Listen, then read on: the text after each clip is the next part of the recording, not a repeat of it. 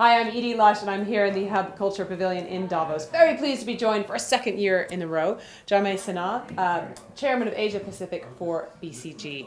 Now, I know you've got 8 trends that you're looking at. We discussed some of them last year, the rise of the millennials, looking at issues of aging, demographics, the rise of Asia Pacific. I know that women is one of your trends. There's a real focus on the 15% of women here at Davos.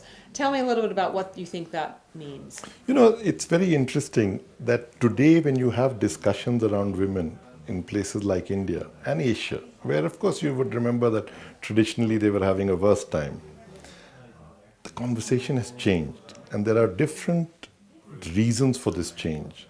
One of the big ones is of course urbanization. So as you go out from a traditional environment into an urban environment where many of the women are working, the dynamic in the nuclear household changes. And we discovered that 70% of the non-investment related financial decisions are made by women. Okay. So, that itself suggests that there's this big change.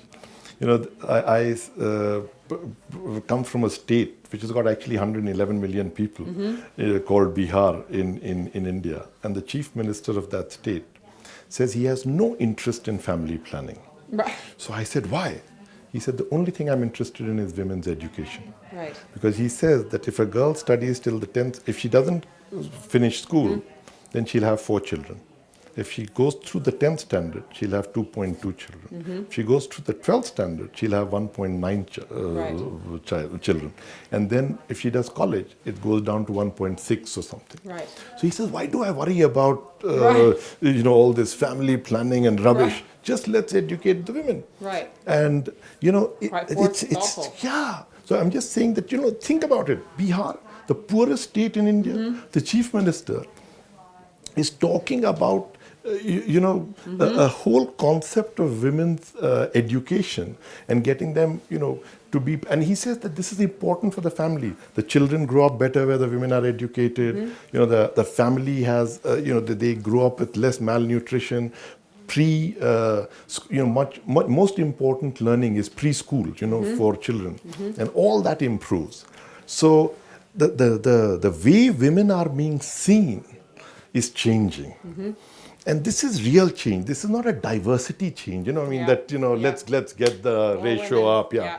This is real change because, people are participating. They are becoming important and core, a part of the policy formulation thinking for the future. I want to go on with that one, but I'm going to move you on to another idea. We've got this idea of the sort of connected world and incredibly fast pace of change. Tell me what you think about that. So, I'll give you my favorite statistic. In 2005, China was just 80% of Germany's GDP. Between 2010 and 2013, China added German GDP to itself in 3 years. That's the level of change. Yeah. And so, this is real people building this change, right? Yeah. I mean, they're consuming, they're participating. And then the world has gotten really connected. The interconnections across the world, you can fly from one part to the other in less than 24 hours. I can be connected to a Buddhist monk in Tibet, anything. Anything, right? And your own organization can have people in Los Angeles, London, whatever, and working seamlessly across. Of course, the only thing is the time zone. Not so seamless, but the night calls, Right. fine. Yeah. But other than that, when you think about it, while we are all connected, are we global or are we still local in our thinking? So this is a very complex issue. The world has become, more tightly interlinked, and you get news about every part of the world. Yeah. But that news which you might get still doesn't have, the imagery, that news brings is very different.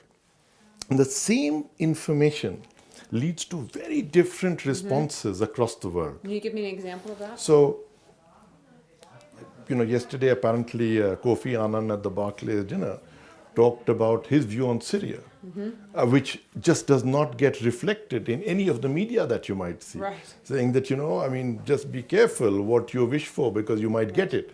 Right. And, I mean, it's very interesting. The same piece of information leads to very, very different outcomes. I mean, you have a discussion around almost, I mean, you could pick on the current issue between the US and India on one diplomat and the use of,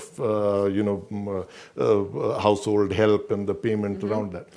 The views are disparate. Yeah. Who knows what's right? Right. I mean, because there is People so are kind of talking like that. across each other. Yeah. And what is the real issue? What does one think about? And getting this to work is going to be a couple of decades journey. I mean, because people are growing up in different places. They are not growing up global. They are studying in the same schools. They go and visit, their favorite city, Thailand, Malaysia, whatever it is. That visit does not make one an expert on that country. Yeah. And so it's and earlier you didn't quite need it that much. Because today it's all happening. Yeah. And it's happening on your TV screen.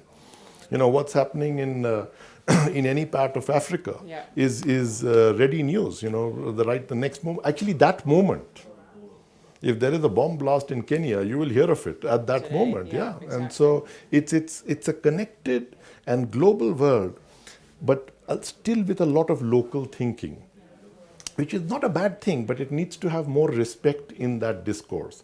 And the narrative has got a bit more strident when it needs to be a bit more humble.